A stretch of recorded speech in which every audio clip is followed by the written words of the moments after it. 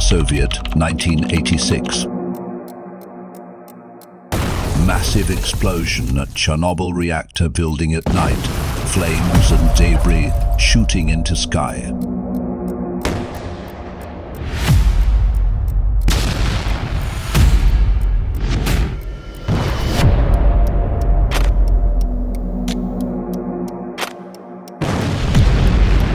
Chernobyl power plant, Pripyat.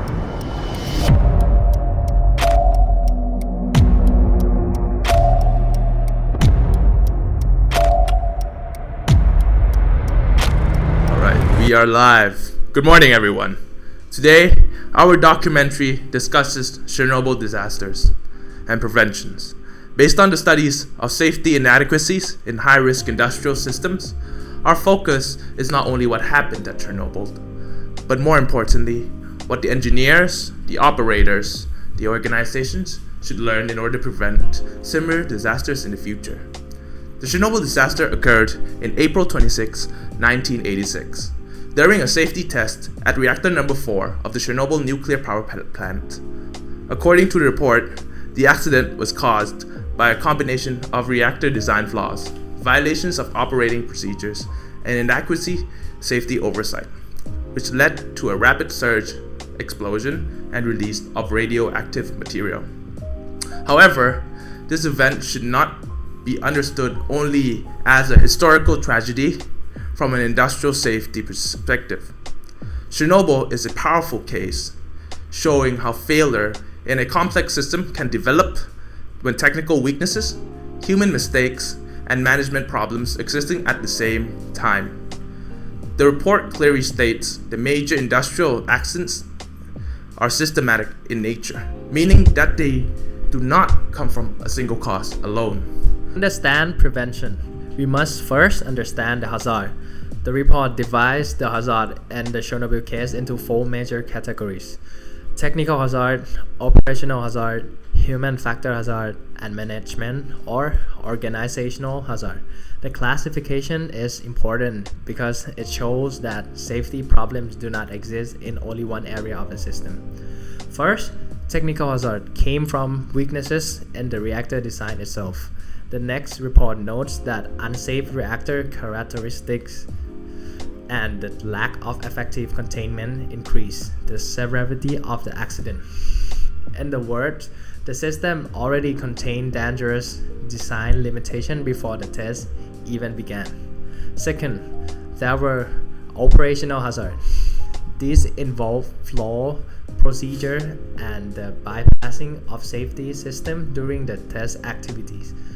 When safety critical procedures are not followed properly, the system becomes much more vulnerable to escalation.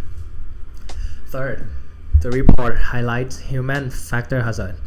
These include decision making under pressure, insufficient training, and reduced situation awareness. Human performance becomes less reliable when workers face stress, fatigue, or unclear information. Finally, there were management and organizational hazards.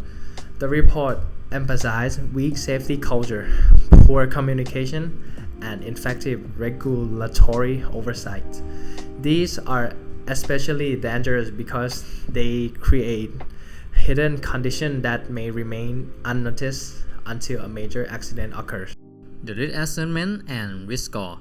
The risk score are equal likelihood multiplied by severity.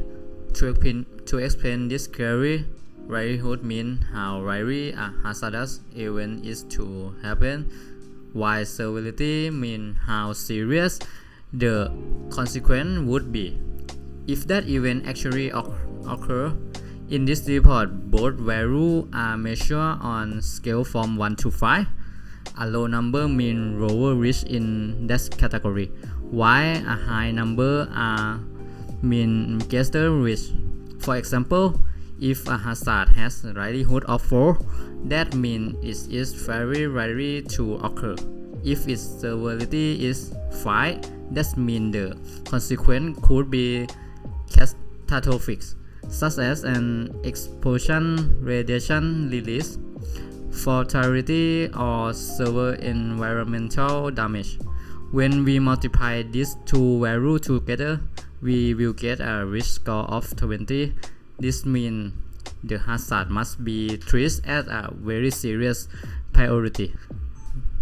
This method is useful because it helps engineers compare many different hazards in a structured way. Instead of judging danger only by opinion, they can rank risk numerically and decide which one needs the fastest and strongest control measure. The report explains that this makes the process more transparent, repeatable, and suitable for engineering decision making.